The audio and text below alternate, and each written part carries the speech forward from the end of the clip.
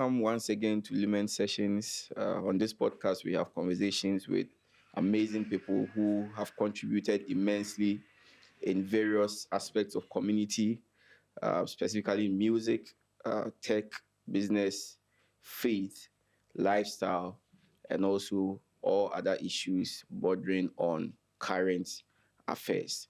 Today, we have a very skilled and talented man. Yeah, I mean, he wears several hats and so blessed in many ways. We want to hear from him on how he's developed and honed his craft as a musician and a pastor to the level he operates now, and also discuss a number of industry issues. I mean, he is very conversant with. We have in the studios Reverend Samuel Akresi. Also, welcome. Right. Thank you. Thank you very much. So, tell us, what do you do? what I think you already mentioned. Okay, so I like to define from first. I'm a husband of but one wife. Wow. That's very, very important. Father, like you mentioned, I'm a pastor. I also do music sale business. So direction, production, all of that. So many things in there. But at least the first three. Multi-talented, multi-skilled. But did you always want to be a musician, or you started with, other things in mind? Do you always want to be a pastor and all of that? I think it's a yes for both questions, because music apparently started early for me. It was much later that I learned that my dad even played the guitar at some point in church. I didn't know that aspect.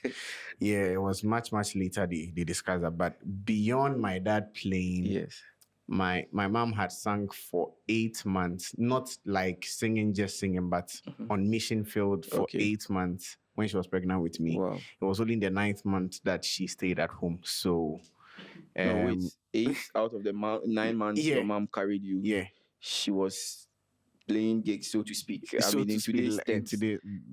So from one mission field to the other, one village to the other doing. So for 8 months she did that, and so I heard a lot of that growing up, and that's how it started for me. So at a very early age, I was very fascinated about so many things with music, and then it took off from there.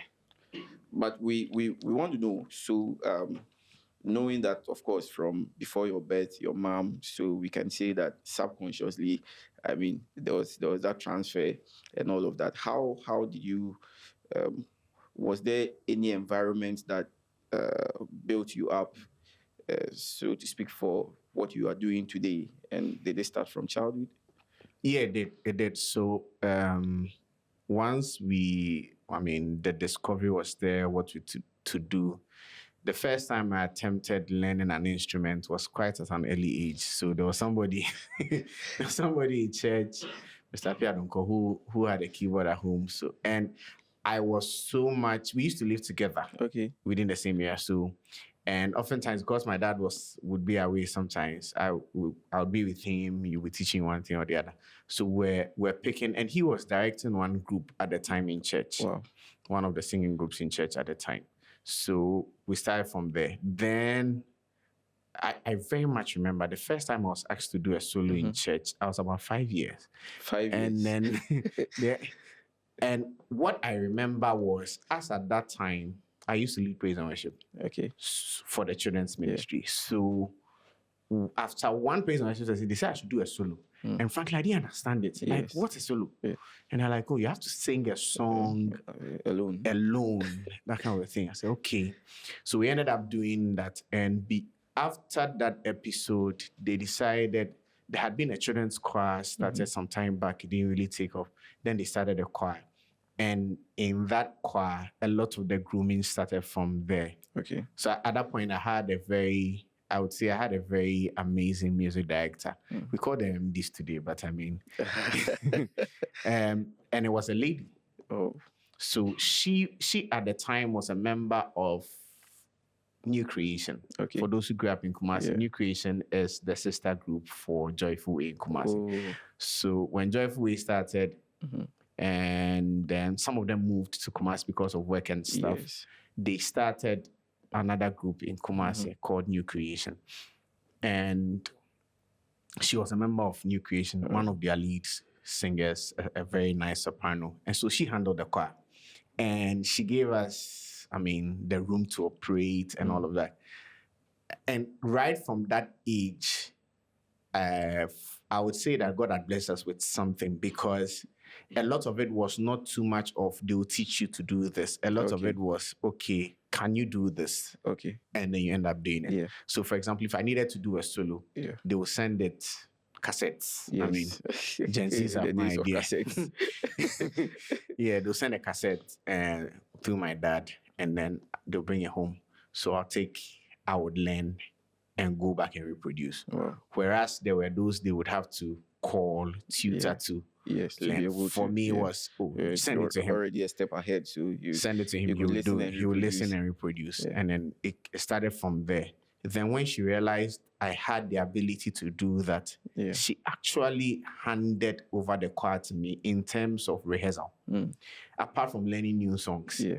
So when we had rehearsal, when we have to go through all of our old songs, I had to lead the choir to do that. Wow. That's where directing started for you. For that, me. That young, you were already directing. That's where it started for me. So like from about 8 through to the time I would leave the children's service, we would go for rehearsal almost every Sunday, or when it's getting close to Children's Day or Children's Harvest or those things, we'll have rehearsal. So when we have to learn a new song, she'll come and teach. When it's an older song, I have to just run through it with the rest of the children. Oh, wow. So, but beyond that, did you break somewhere, or it still flow through? Doing music, growing up, adolescence, and all that. I don't think there was a break. Break was in terms of the number of things I was doing. Okay. So at a certain point, I had So I'm doing church. I'm doing things outside of church and stuff like that. At a certain point, I had to pause everything I was doing outside of church because my parents wanted, my dad especially, actually, you're going out too much, all of those things. So we had to, for a period of about 2 years, I wasn't doing anything outside it, but I was still actively in church doing the music. So there was no break of a sort. Because at home, like apart from getting music to learn, my dad himself would buy the cassettes and all of that. So you would listen. Growing up, you are listening to Estanyamiche, you are listening to Reverend Yabs, you are listening to all of Reverend Yosin and all of that. So you have the tapes at home, you are learning. Okay, so from that time, you already had artists that were shaping your very, music. very much. So even foreign acts. So I didn't start doing integrity until much later, but we even had people like Jim Reeves that you listen to. And, Jim Reeves was very different. Yes. Like baritone, low stuff you are listening to. Whereas you are having the local stuff. A lot of it, he did a lot of local tapes.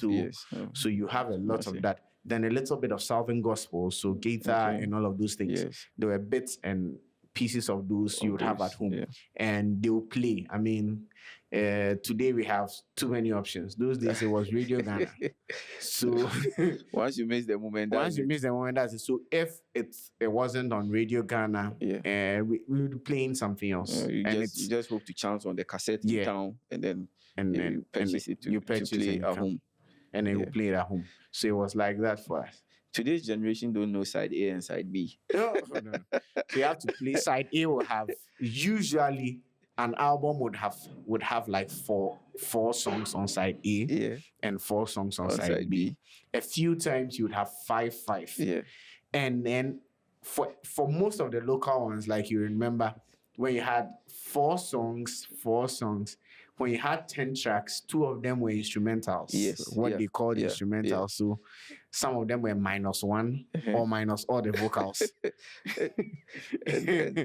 and when the tape got broken or something, you had to get. You have to mend it. Yeah, I remember we used to do milk bush. Was it? Yeah, put you it have on to and then put mend it together, mend put it, it and together, then and then put get it back in the playing. cassette player, and it plays. He'll play. Sometimes when you're not fortunate, I mean, You have skipped. If you don't miss mend some properly, elements. you have made some elements. In it.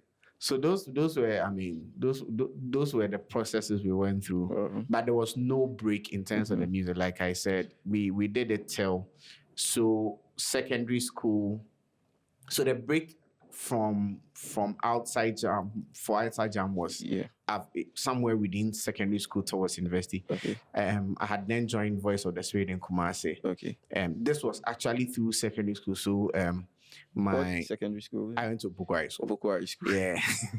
I'm a proud Kutechi. So I mean, in Opukwari school, my assistant music director at the time invited me to Voice of the Spirit rehearsal. So it was at Voice of the Spirit I get to meet Atabuafo, I get to meet Akese Brimpon, I get to meet Prince Worship, I get to meet Prince Tufor, and can you hear the list at all? And so those are and we're all together in that. So you can imagine that place was like an amazing journey. I think the other time I was showing you one of the guys, Evangelism, who is now pastoring in the US. I mean, talented guys.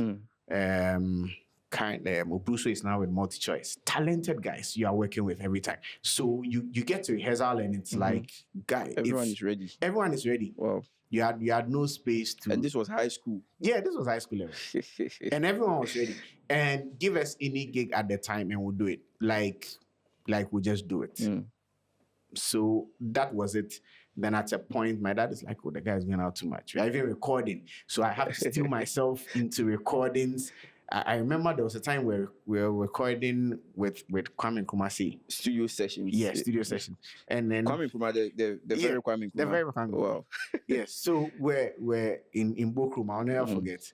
And we leave ourselves in Jersey. So you need to time yourself.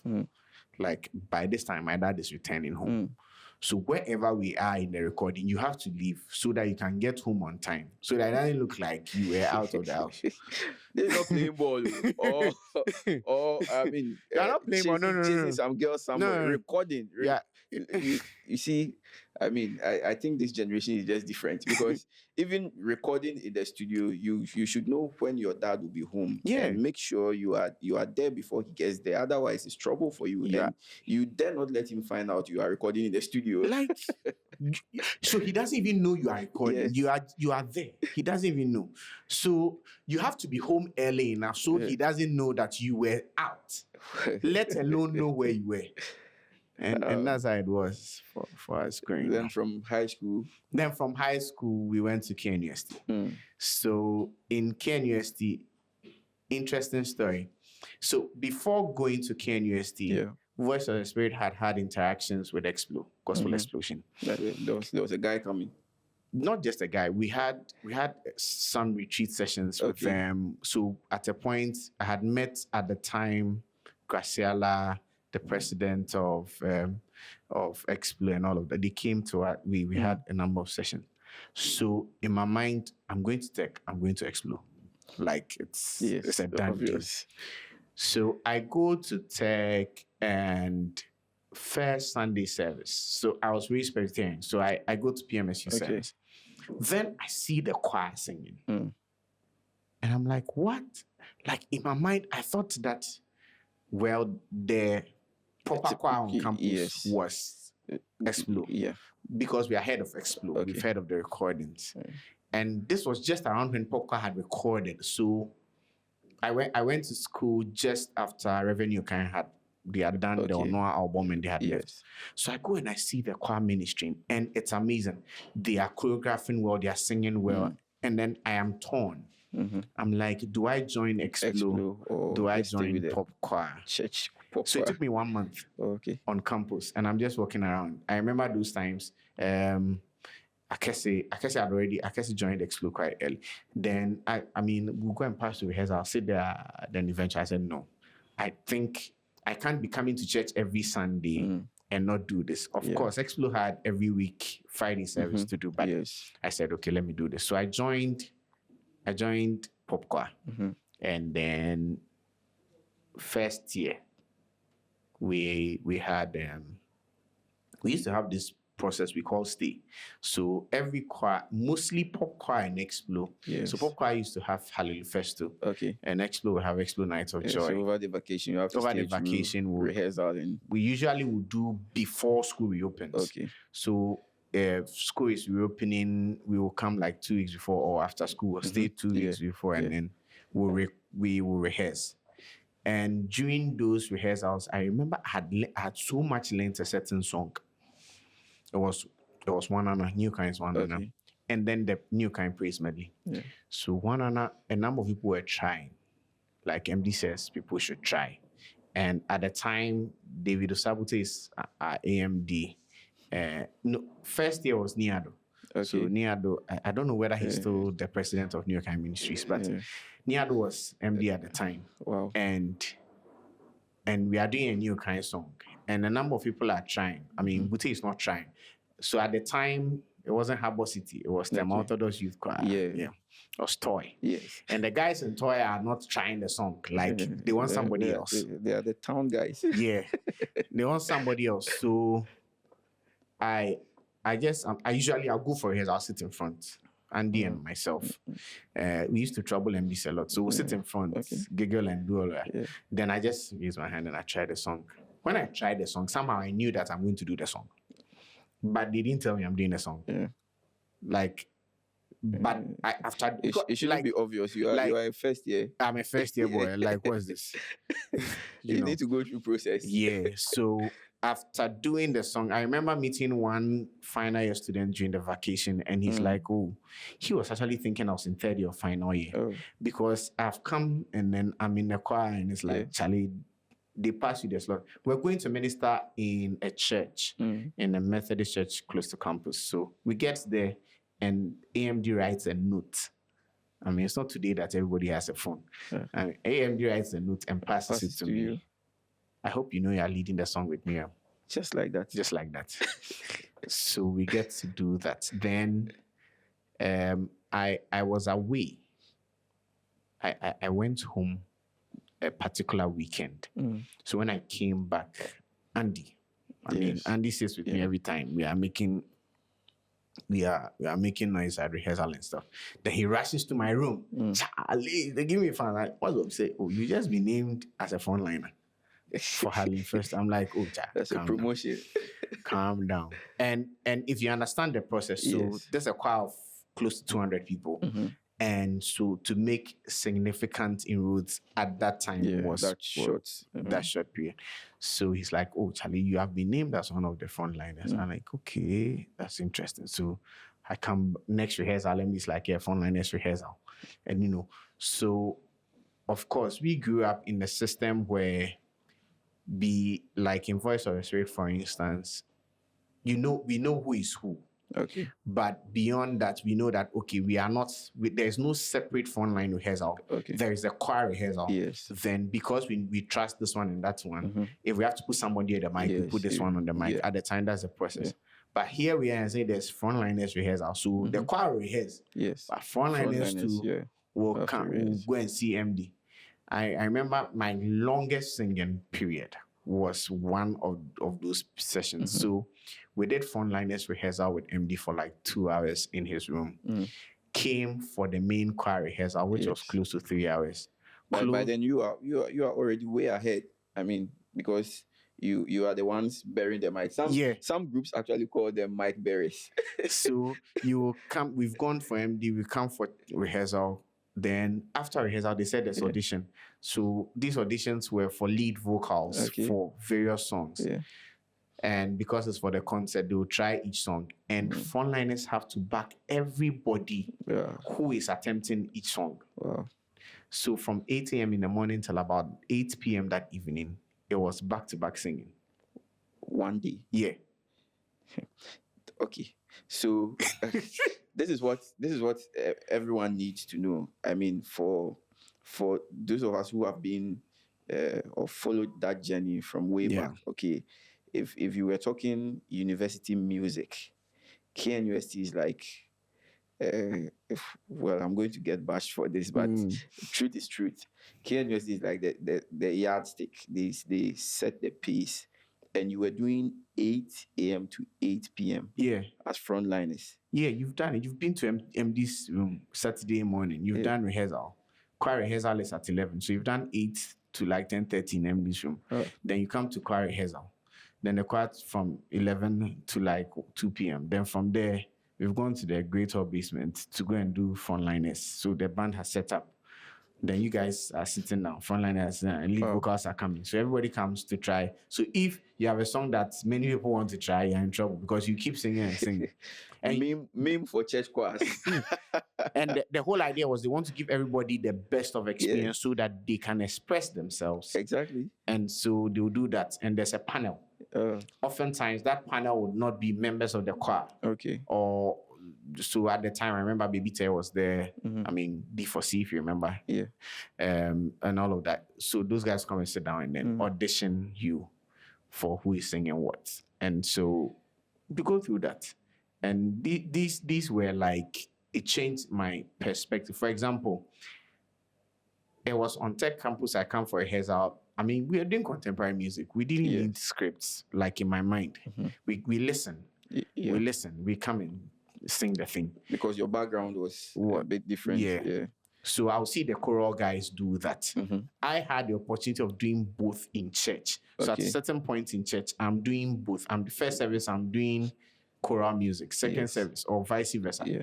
So I had the opportunity to do both. But on Tech Campus, I come for a rehearsal, and then he comes with a script. He has a nice file. He pulls the script, and he's scored the song. Yeah, it's written. He's written his phonics so far, and he's teaching from the script. I'm like, hey, what's going on here? What's going on here? So it was like that. When I saw that for the first time, I was like, oh, wow. So I had to start to learn how to score on that level. Because for our scoring was in your mind. You have listened, you reproduce it. But now you are seeing the MD score. There's a document that's more like a blueprint for everybody who comes around. And I realized you can't go wrong with that because you know that at this point, you have to sing a 4 or a 5 year. There is no way somebody saying something else. The moment somebody says, I don't know, guys, you went away from this. So it really helped me at that point. Wow. Of course, I mean, I wouldn't go through that same process today, but that was a very, very important learning curve for me. But what other, influences came from your time in KNUST? I will just mention one later. I mean, when you had left, but beyond now getting to see how contemporary music was tackled and the rigors of being in the front line or a song leader or all of that, what else happened on campus? So here's one of the things. When we went to school, I think we still had a very good connection with those who had left. Okay. So when I went to first year, yes, Koda had left, Neokai had left. I mean, a couple of those guys had left. Henry them. But we still had relationships with them. They would come back to campus. We'll call them in to come and do one thing or the other. And they had recorded, that project had recorded before this. So there was the Explore album, there was the Pop album. So around that time too, then Eugene and then UCC were recording all of that. So you had all of those things around you, and it's like more like some holy grails for you to look up to. So every now and then you are looking up to what is Daninete recording, what is somebody doing, what is this one doing there. So much so that for me, I began to develop a bias for local music. Not just because I thought they were good enough, but I felt like, okay, here we are. People are producing good enough. Yes. I mean, I had a senior course mate. He's also into ministry now, Josh Spratt, the guitarist. Yes, Josh Spratt. So Spratt was my senior course mate. Oh. Smart guy. But there was no day he's not playing his guitar. And interestingly, his room was above my room in first year. And they are playing guitar every day. Like every day. Every day the guys are playing. And And you see all of these things. You'd find there were even people on campus doing great music, but Yes. not even. And these guys were like Senior Afre. A lot of Okay, people don't know Afre Junior It's senior brother. yeah. So Pianist. solid pianist, Yeah. solid musician. This is the guy who would handle his front of house mix on stage and be playing his piano and still be doing everything. And all of these guys were around. So for me, when I looked at that environment, yes, you would go and listen to a Ron Connolly at the time. You go and listen to a Marvin Sapp at the time. You'd go and listen to a Darren Hobbs at the time. But No just two ways around about you. it. But just around you, it's great talents. there were great talents. And that if you just concentrated on that, you had too much to learn. Go far. You had too much to learn. Wow. That was it for us. Events on campus. Oh, many.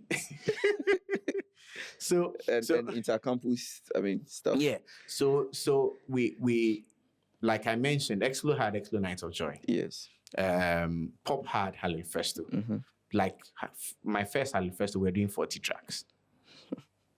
Okay. So you have 40 songs that MDs have put together. Yeah. And you're going to do 2 packages. And you're going to do back to back. And there is no teleprompter. There are no projectors were for the audience. The audience, yes, because most of them, they were not. Yeah. They were new to those songs. Yeah. Projectors were for audience, but there's no. So 40 songs. You have printed. They have printed for you. You have learned everything, Baba, literally. And you've gone through all of that. And so I remember, we'll meet and stay together. Explo is staying, we are also staying. Yeah. Everybody's rehearsing, jumping up and down. And it's like that. And all these programs were happening. Like I mentioned, when I was on campus, there was a group called Destined for Christ. Yes. D4C. And D4C was, I had the opportunity to minister with D4C like twice. It was, D4C was like the creme de la creme. On campus. Yes. Like creme. After all these groups you have mentioned. Yeah, like it's the creme de la creme. So the person directing D4C at the time had been an assistant masquerade director and a masquerade director. Then he was in medical school then. Okay. And his attention to detail. And he had been a pop choir director. So like it's been through it. All it. And you go and see the guy and like you don't try messing around with details rehearsal. You're in trouble. You go home. You either come. So we had all of these activities happening. For example, that was the first ticketed event I attended, a D4C concert. On campus? Yes. And they didn't even do it on Tech Campus. Like they held the event outside campus. Outside campus. And yet we bought tickets, got on buses on campus. The value. Yes. Bought buses. And to think of a ticketed program in Kumasi at the time was like unheard of. Unheard of. Every gospel event has to be free. Obviously, it's the gospel. It has to be free in Kumasi. So to go through that, and then we went through all of those. So you had all of these events that will happen. Then there was a big one. Everybody would prepare for Intellecto. Even though Intellecto, you are not doing so many songs at the time, but everybody's coming. Everybody's coming. So from everywhere. So you are putting it's masquerade. You are putting every little detail to Intellecto. Yes. And you want it. So my first Intellecto was in first year, which meant I knew at the time Intellecto happened KNUST, UCC, Legon, in that circle. Yeah. So once we had it in first year, I knew I was going to see it again in final year. And I happened to be MD by the time I was in final year. So unless you were part of the masquerade, you would go to the other hosting campus. So we had to host Intellecto when I was in final year. But Intellecto was that important activity. It's sad all that is going to. That's a discussion for another day. So we can have that discussion. But we had all of these experiences, and it shaped the kind of productions we had. It shaped how we approached the music, and it shaped many things. So that the era of Atani, of Pasazuta, of Akese Brempong, it was Jumeto came in quite later through Central, and but all of that was so much influenced by what was happening through Intellectual. Yes. Yeah, and it was amazing. Oh, It's amazing. Intellectual. It's surely coming back. Wow. So this does this explain why some people jokingly call you senior minister? Because I mean, you were should we say you were at the right place at the right time, more like it, or several events happened around you and you were part of them all? I think that God blessed us to be around many things at various times, and we by God's grace were able to impact and impart. So that amounts to it. I mean, for example, like I said, do you know that my first intellectual I didn't sing? Okay. In first year, my very first intellectual, I did not sing. I know there was that thing where, I mean, some people, no matter how good you are or whatever, you probably were part of the mass choir and all of that, but you'll be assigned other roles. For me, it wasn't that. Okay. So I deliberately did not sing. Okay. So here's the backstory. I didn't have money for the uniform. Okay. And I didn't talk to anybody about it, including MD. So the guy was looking for me. It's like, where have you been? So what happened? I remember we had done an audition, vocal audition, before full mass choir rehearsal started. This audition had Jesse Jokuto, Jebi Jokuto, and no, BT was not there. I think Ezekiel and some other guys. And then you need to audition and be put in your right part. And you have a range to sing. And I'm like, oh, Charlie, you're a sharp tenor. That's good. And MD's looking at me, and he was then the MD for BSU at the time. Okay. And so, yeah. So he's actually looking out for me. And I remember front line at the time included Ebenezer Kwesi, a couple of the Joyful Way guys, so Ebenezer Kwesi, Kobe, and Calves, and stuff like that. So the guy is looking for me, and he can't find me. Like, where is this guy? But he sees me, like, intellectual period, and I'm like, oh, I didn't pay for the uniform. He said, why didn't you tell me? Like, this is not... It's all about money. We have sorted you out. Would have sorted it out. But, I mean, I was in every space. Like, I did what I had to do. Meeting people, helping out with people where people sleep and all of that. We did every one of those. And to be frank, I never thought of becoming an MD. Because not many times did you have an MD who was not out and musician, like like an instrumental. The vocalist, oftentimes 9 out of 10 keyboardists. 9 out of 10, they are keyboardists, they are bassists or something else.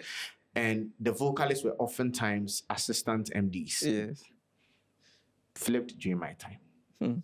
I'm MD. My AMD is a keyboardist. Oh. Yeah. And it just flipped. And like you say, it's not really because we took some things seriously, and so it paid off by the time you're in a certain space. Yeah. Because I'd become head of praise and worship. Okay. So I took over from Pastor Edwin. That's him. I hope you are hearing the news. Took over from Pastor Edwin. That's him. Senior minister for nothing. So Pastor Edwin hands over to me, and I mean, he was leaving then. I mean, when I went to first year, I didn't know Pastor Edwin. I thought Pastor Edwin was a T because I saw him at Explo the year before I went to first year. Like, we went to Explo night.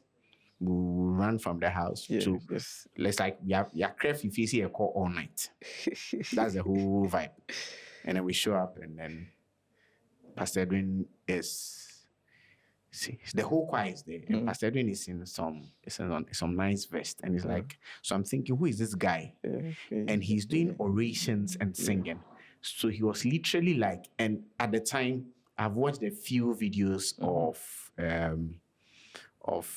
Potter's House Mass choir and stuff, and I'm seeing like Pastor Edwin is there like the Bishop Jakes, doing the exact same thing.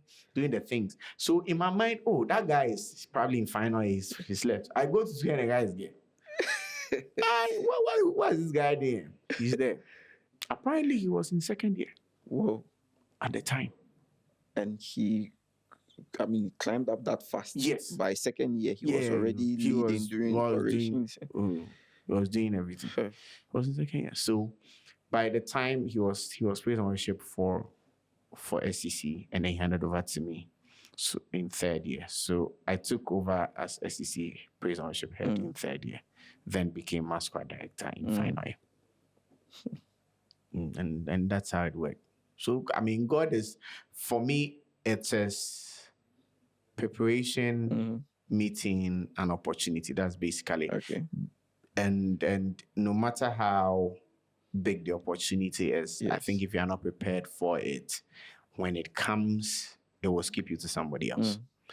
And it wasn't too difficult for anybody to accept the fact that I am becoming an MD. Yeah. Because they could tell what you could do.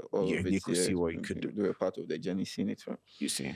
Now, today we see you directing in. I would put it in three settings now. Of first as a music pastor, music director at church, and then we have the groups, bands, worship bands, and then we also have the artistry. So as an artist, as an MD in a band or a music group, a music team, and then as an MD at church, how do you get things done in these three capacities? So technically it's all one and the same. Okay. For me, when I have to work on a project for myself, I'm having conversations with whoever is producing, whoever is working on whatever. There are songs that they have only implemented everything that's in my head or what I have envisaged. Yes. Like you have literally had to implement that. But beyond that, it's an interesting space to play in because you get to work with different aspects. So when you are the artist, you are having to follow direction. Okay. You are having to have somebody tell you that don't do this or do that. Then when you wear the cap of the MD, you are telling the people to do that. Yeah. And they know in church, like they just have to look at my face and know that this is well or it's not. We don't have too many conversations about whether it was good or not. You just need to look at my face when you are doing the thing and you know that or it's not working. So we marry those. But one of the things, like I said, going through it as a child, going through it on campus, shaped how we should approach this thing. Okay. So there's always a very, like, for example, in final year, after the incident I had with uniform, there's a young lady that came who didn't have money for uniform. She came to talk to me about it as her MD.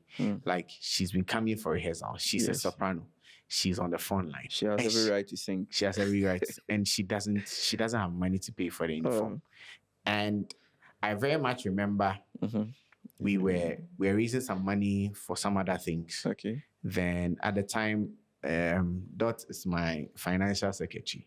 The wife, she's married to Pastor Setakwa. Wow. So I call her and I, Dot, please, just give her money to go and pay the thing.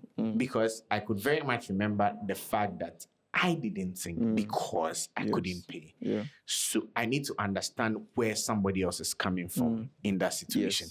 It gives you that face. Sometimes I see people do things at rehearsals and I feel like you are not appreciating the fact that you're dealing with human beings. No matter what it is, it's human beings. And in church music, I keep saying, we are not paying the people to show up to come and do it. Exactly. So if it's a band, I don't mind. If it's a paid for session, I don't mind. You mess up, you are gone. We don't find many of those as well, especially if we are in a group. I mean, it's collective. Everybody volunteers. So if it's a paid session, I mean, I've sacked people 2 weeks, 1 week to a paid gig before. I don't mind doing that. Because that one is paid and you are not showing up at rehearsal like you are doing this. That one, I can just call it, oh, Charlie, that's it. Call somebody else to come and do it. And the person will learn, they'll come and do it. I've called somebody a week to a gig to come and to learn 8 songs and come and play. Delivered. And he will deliver. Yeah.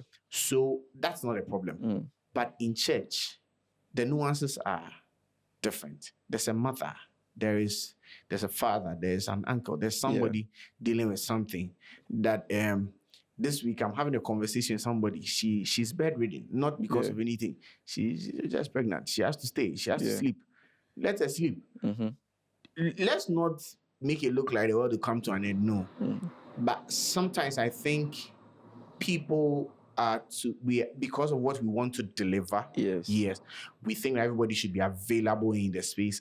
For me, it's never worked like that. Okay. It's always worked with, because I've seen different faces of this thing. Yes. I have seen when I need to know which cap to wear. Malleable. Yeah. I need to be malleable enough to be able to say, okay, at this point, this guy, at that point, that guy, and at this point. So it works. You are heading the team.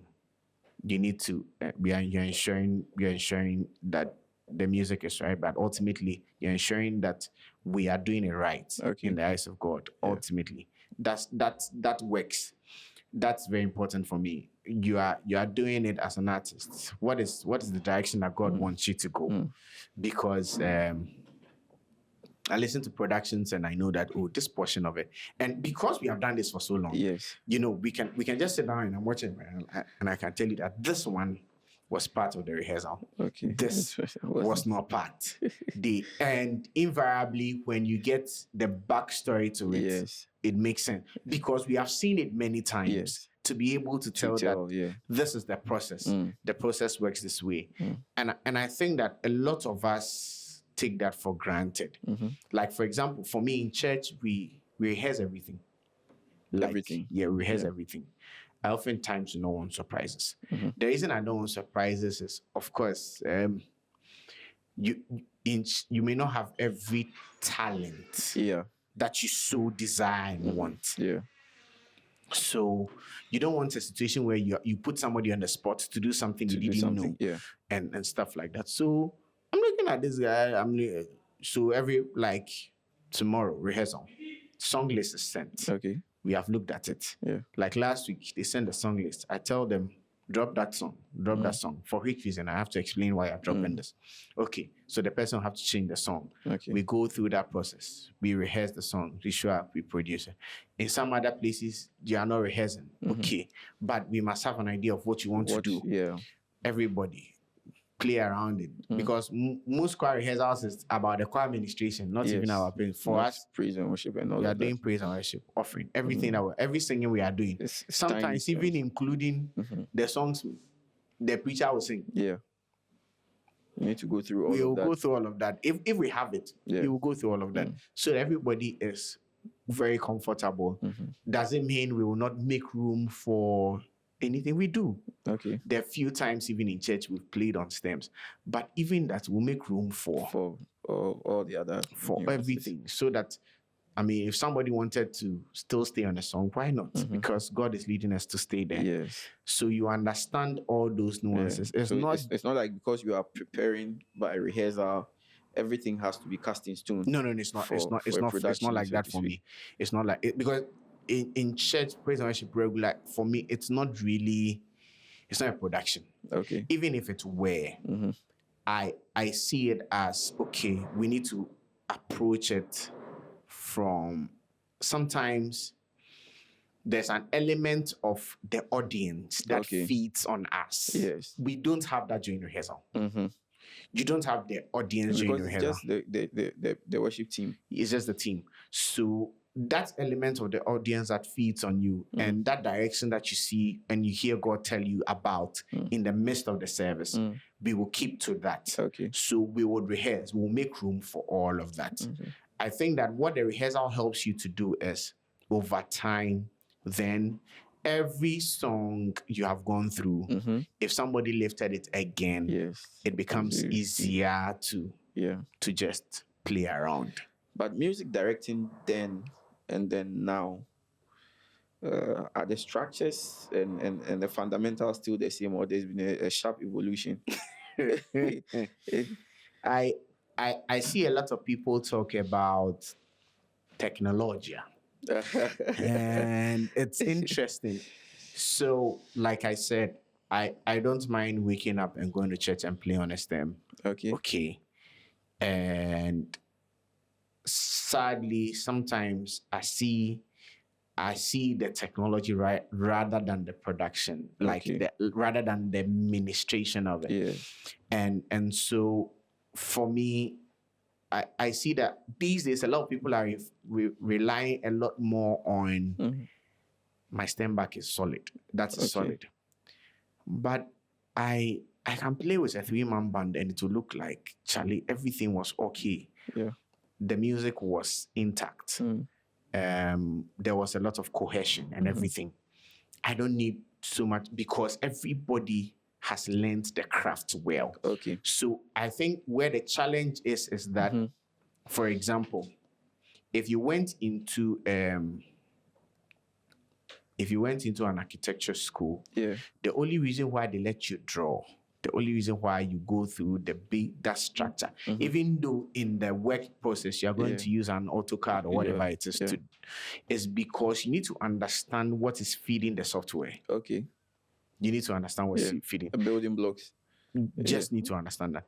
And for me, that's where some people are just jumping the gun on many levels, especially for directing these days, because it's more like, okay, let's have this, let's have that, let's have this. Okay. Once we have ABC, we can cream it together. Yeah.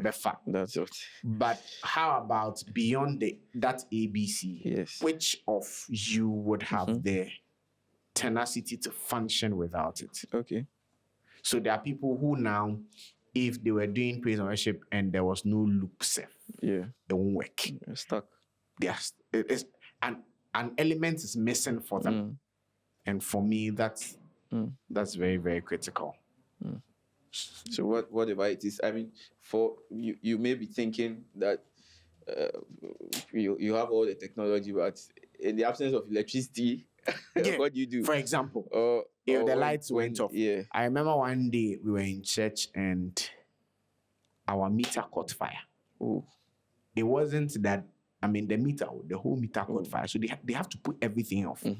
And we have an EPS that runs the service when there is no power. So, I mean, we're still on, but everything went off. Because I ran for more than 45 minutes and there was still no power. Okay. And then we still have to do until they put off the fire and then now ensure that the plant is on and all of that. I remember very well that evening I get home and a keyboardist sent me a message. Also, that was amazing. Like, and I'm like, oh, for me, it didn't sound like anything strange had happened. To have maintained the atmosphere over that period. I'm like, oh, but we have sung on a school field without with just a microphone or even a megaphone to lead worship, to do that, to lead prayer. So what's really the point? When you go for evangelism, there's nothing. There is nothing. I remember preaching somewhere. The place I was preaching it was named after a god. Oh. You are there, you are doing it. I mean, you have to make it work there. Yes. At that place, you have nobody playing strings for you to create any atmosphere. It's the people, they are watching your face. The thing I say in cry, they don't believe it. They are watching, they are waiting for a certain miracle. Maybe somebody walks, somebody is healed of something, and then they will now, okay, the thing the guy is saying works. You are now making sense. But beyond that, the workman, so we must understand the basic building blocks. Okay. Don't lose sight of that. And I see a number of the guys who are doing that well today. Like, once you understand the basic building blocks, you have learned the music, you have understood the theory, and why, for example, a certain genre should go in a certain way, why I should process this music in this manner. Then it helps you. It helps you a lot. Because if that doesn't happen, even the conversation with who is handling what becomes problematic. You should be able to tell that, okay, at this point, for this song I have received, I need to pass it on to this person. It should be easy for you to tell because you have worked with these things and you now understand that, okay, it sits well if I give this element to this person. if I give that element to this person. You have heard a song, because over time you know that such and such person works on that. Okay, I need this level of guitar works. Okay. Let me call him to do it for me. And then it works. But if it's all about technology, then you just cut you better cut and paste. Yeah. You know. And So we can't run away from it. You are not involving people. Yeah.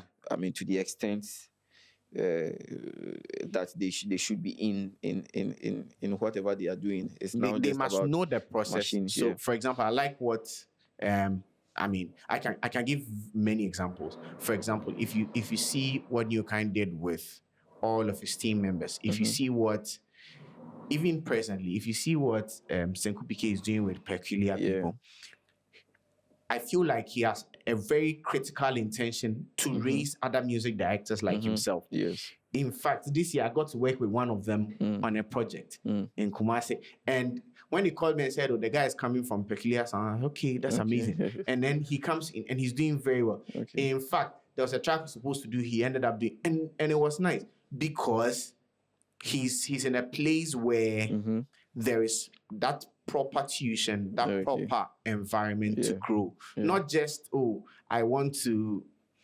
make the more I export here at the end of the year, no. But it's rich enough. For example, there are many times I've met, if you've seen Joe Metal in his band, more often than not, Joe is quite spontaneous in the approach. So it's not with the song. You have to be extremely mechanical to follow him what he's doing. And vocals. So you can't bring the vocals on stem because he might probably end up doing song 2 as song 4, and song 1 keeps going for a long time, or he came on stage and decided that even song 1 was not going to be song 1 anymore. But in all of that, everybody is prepared to flow in that space. And that is how they rehearse the process. That's how they go through the process. But it can't be that, oh, we just leave everything to just the technology. In fact, let's talk a bit about ministry and music. So I don't know how this happens, but it just appears to be that if you were in the music ministry and you got a bit serious, your church just wears you the cassock. I mean, we've seen so many of these to but it goes without saying, I mean, that if you are very serious in especially the music ministry, then there's a calling ahead for you. How do you merge the two? Many people would think it's just that simple, but so I think here's what's happening. Moses has received an instruction to build a tabernacle. He built it beautifully. The Bible says that he built everything according to the pattern that he saw. So Moses has not left anything from what he saw. But David built another tabernacle.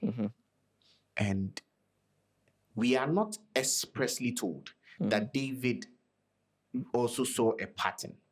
But we do know that he also received that by prophecy, and he has also organized another pattern.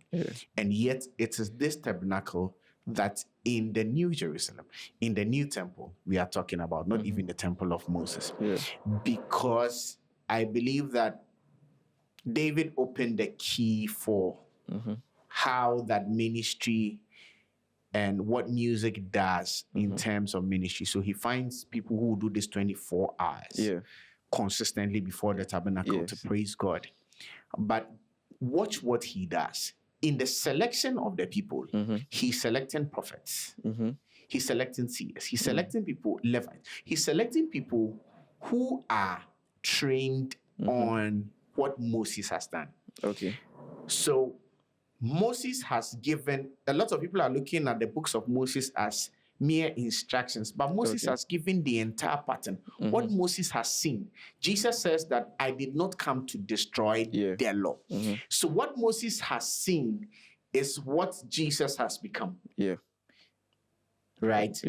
Moses has seen and has represented it Yeah. in types and in shadows. Yes. But Jesus comes to reveal Very fully, vivid for us to very vividly appreciate. for us to appreciate. Yeah. So if a man does not understand what Moses has done, he has no business standing before others to bring worship, to bring praise. Okay. So David is finding people who understand what Moses has written. Okay. And they are the people he's bringing on board to become ministers of music. Okay.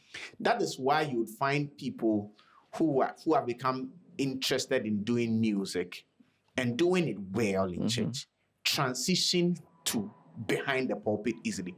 Because if you are doing it well, you are doing it from a place that it is coming from God's word. Okay. For there is no other foundation that can be laid than that which has already been laid. If it is not this foundation, we are wasting everybody's time. Okay. So that's where it works for me. And I believe for every other person that has found that space, that is what is the process. You must find God's word, and that must be the anchor for what you do. If the music is just the anchor for what I do, then the music is all I will do. I will not practically transition into anything. But if it is God's word that is what anchors what I do, then God's word would become ultimately what I ought to do. And it will not just be in the music, it will be in every other aspect of it. So it will be easy to be pastoring from that point of view. So God's word, I mean, so when I hear guys talk about it, and when you see some of the guys complain about certain things, you realize that a lot of them are not truly giving themselves to God's word. Truly, like you see, there is a place where you'd find unless you are telling the musicians to pray, they are not praying, or you are insisting they study, they are not studying. You don't have any personal time to study God's word. You don't have any prayer. There's nothing for you. We show up in church. Oh, strange. Then you sort of create an atmosphere. We have a friend in the UK, Samuel Achamfuebwa. He's an engineer. Okay. And he was head of instrumentalist for pop choir when we were in first year. This is the testimony of other musicians about Achamfuebwa. They said, we all play, but when Suchi comes to rehearsal, it is like some angels came with him. That's what the other musicians would say about Suchi. And it was quite telling. He touched the same chords people are playing. When Suchi played them, it translated into something else. So if a musician can understand that, somebody will hit like do I need to play that role now? Why did I even play it? For all you know, God wanted you to hit the second tom 3 times for somebody's deliverance in the congregation, and you missed it. You missed it like when the prophet told the king to hit the ground with the arrow, and he hit twice, 3 times and stopped. And he said you should have gone more than that. You would have overcome them. And God has given us tools, and we are not even understanding the spiritual atmosphere to know that, what God has granted unto us has the potency and the tenacity to change somebody's life in that regard. I think because for most of us, we are still seeing the music as an expression of what we know or what we have learned to come to know, but do not understand that there is a spiritual dimension to this whole thing. It's way beyond just what you know. What you know is so that the Spirit of God can use what you know as a conduit to do. So God is going to use what you know. So God takes Moses. What does he know? He is skilled in the language of the time. So because of his skill in the language, he takes him and he uses him to pivot everything. He writes the 5 books of Moses. God takes Isaiah. Why is Isaiah writing so much? He's well studied. Why is Paul writing so much? He's well studied. So it is the skill you have that God will use ultimately, but that skill must be founded on his way and on his will. If not, you are wasting everybody's time. and sadly, we have many people in church who are very gifted. But because they are not grounded on God's word and on prayer, it is just an expression of the gift. Beyond that, we don't see the real transformation. But the people who are, you would realize that sometimes they are not, they don't need to be the most skillful singers, the most skillful musicians. But whenever they touch their instrument, whenever they use their voice, something happens to the congregation. And the people are listening to them. Lumen sessions discussing music directing with Pastor, Reverend, Senior Minister. I mean, so many names. Samuel Akresi. And we have had more than we thought we were going to have. I mean, this has been so insightful. So much has been learned, and we have all been blessed. There is maybe we just need to go a bit into your personal music ministry for people to know what you've been up to and all of that. Can we? Okay. So like we've done. I think a couple of years back, you asked me, "Do you just want to do church? Yeah. Or what do you want to do?" Yes, I mean, because this is something I've stopped talking about for some time, but I realized that for many people doing gospel music, a lot of them at a certain point in time fail to appreciate their place in this whole thing. Yeah. So I was at a point getting to know what people were doing, and for some, I was encouraging them to stay where they are or go where the direction is going, because that is where they are going. I believe that some are called to be artists. Yeah. So you are the artist. Your albums are out there and all of that. I also believe that not everyone, regardless of how gifted you are and all the opportunities you have, may record albums always and all of that. But your calling would be to the church, in the sense that you are to empower church groups and all of that, choirs, sometimes even beyond your local church. And then, of course, there is that other group that has to do all the other maybe logistical stuff and all of that, and that is all part of ministry. Yeah. So you had so much. I had to ask. Yeah. So I mean, and we thank God for all of that. So in 2019, I recorded my first single album. Haven't recorded any single projects after that. Have worked on so many other things after that. Like you just said, in various capacities, even including from last year working with children, back to a children's group. I mean, and in the past 2 years, it's been an amazing journey doing that work, for instance. And personally, I found a lot of joy doing that.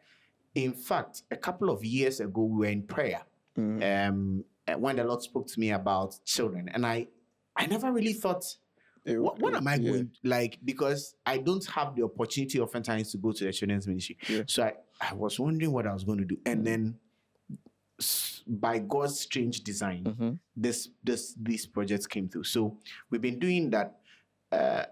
Hopefully end of year, early next year, we're recording again. But the interesting part is that this is not even in your local church. No, this is not in my local church. So we are doing things, a lot of things outside of church, helping out with projects here and there. Yes. But essentially, this year, between last year and this year, we started deciding that we wanted to also push some work in church. Okay. So we started working on some projects in church, and we have already released 2 of those, and we have a whole album in session. Okay. To work on with your church. Yes, with What's the the church, name? Shekinah Avenue. Okay. Yeah, we have a whole album in process. So we are doing that whilst we are also preparing towards the team. The guys are waiting, like we'll be there now, so we'll call Charlie Chairman where the things they like. So we have things in the oven, and it's like I keep telling some people, it's not even about like you have song. First of all, I learned this in a long time. When the Lord gives you a song, it's really to sing to him. Mhm. So we'll sing to him when others. So in church, what we do oftentimes is we've dropped the songs in church Mhm. and we've sung them as part of praise and worship. Okay. And somehow they don't know that these are Yes, original the songs. originals. Okay. Then when we record them, they're like, Yeah. oh, we didn't know. No. Yeah, that's the whole idea. So we are going through But that helps process. you get a very original atmosphere. Yeah. I mean, it's nobody is making anything up. No. So we are going through that process a lot, and thankfully, like we have people who have, God has blessed us with very, very amazing guys in the team who are also doing very well. Wow. Like I have one young guy, like the guy can just write. Oh. You if you like give him a topic right now to go and write a song on, by tomorrow morning he's come with a song. Yeah, he's come with a song. He's that gifted. And I mean, musicians and stuff. So we said, okay, this will be our contribution to the local assembly. Yes. The idea is we want to let people understand that let's find purpose in what we do in our local assemblies. Yes. Let's find a way to ensure that we groom and grow everybody and help everybody come alongside. Yes. So we are doing that. I mean, are we going to do personal projects again? Like I said, yes, we are going to do that. But we in the next couple of months, there's a bit of the personal in the local assembly as well. There's a bit of personal. I mean, you are writing, you are directing, your influence is over the production and everything. So I mean, no two ways about that. We are doing that. We are doing that, and like I said, you can check out the music we've dropped on the Second Avenue platform, and we trust that people will be blessed by. We have interesting things coming up. Wow. We trust that people will be blessed by these things. This has been Reverend Samuel Akresi. So much insight, so much experience, so much knowledge. I mean, and a lot of inspiration for those of us who are looking to serve and serve well in the music ministry, especially as a music director. It's been Lumen Sessions. We hope to see you on the next episode once again. Always remember, this is unfiltered to get you inspired. Thank you.